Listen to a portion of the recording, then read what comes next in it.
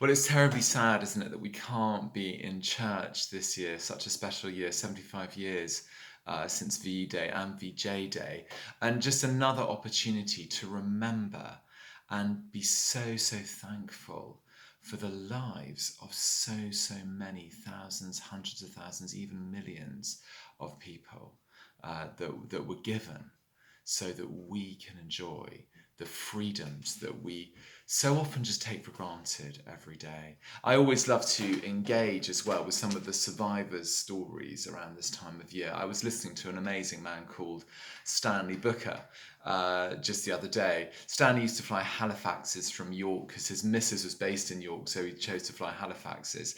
And they used to bomb railway lines, but just before D-Day, they were given some very hard targets. And the Luftwaffe thought that their 120 or so Halifaxes were a major attack force, so they sent 60 fighters to meet them. 17 of the Halifaxes were shot down in the first 2 or 3 minutes. Stanley was very fortunate to survive the 1,000-foot drop when he jumped out of the plane and pulled his parachute open. He would have been smuggled out by the resistance, but there was a mole in Paris who betrayed him to the Gestapo, and he was picked up by the Gestapo.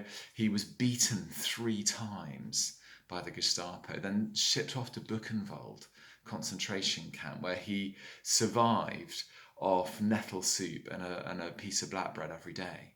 That was all they were ever given. And by the end of the war, on VE Day actually, he was a prisoner. He was taken prisoner by the Russians and used as barter for some of their troops. Just an incredible story, amazing bravery. And I think when I hear those sorts of stories of some of our veterans who have gone on now, I think of Jack Bleach telling me about driving lorries full of bombs around Monte Cassino, or Ted Pilgrim. I'll never forget hearing this nonagenarian as he was when I visited him one day, talking about the beach at Dunkirk with tears in his eyes after those so many years. He was describing to me what it was like. It was extraordinary to hear.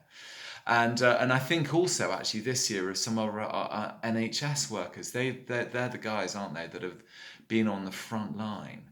And these words, these words of Jesus that we heard Sean read, they're still so incredibly apposite. Listen to this. It's a different translation of the Beatitudes, but I just think it speaks to so many of these people who are right at the end of their tether. Listen, you're blessed when you're at the end of your rope.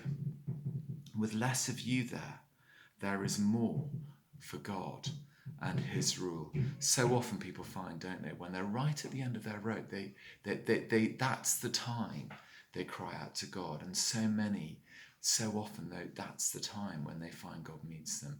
There's a lovely guy in our church who that happened to.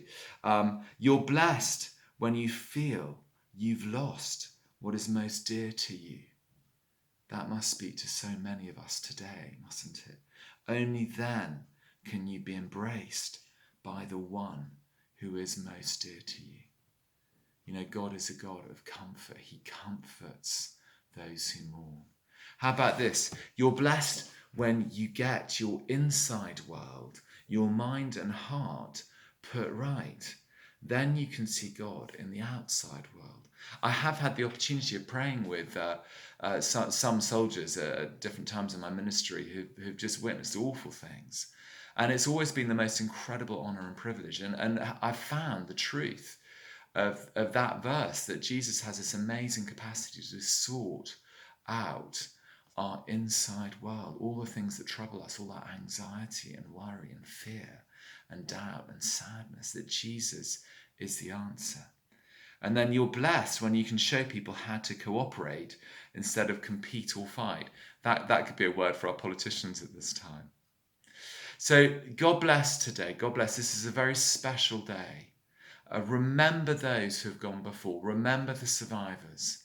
But let's also remember the words of Jesus that are as ever as relevant today as they always have been. And may Jesus be with you.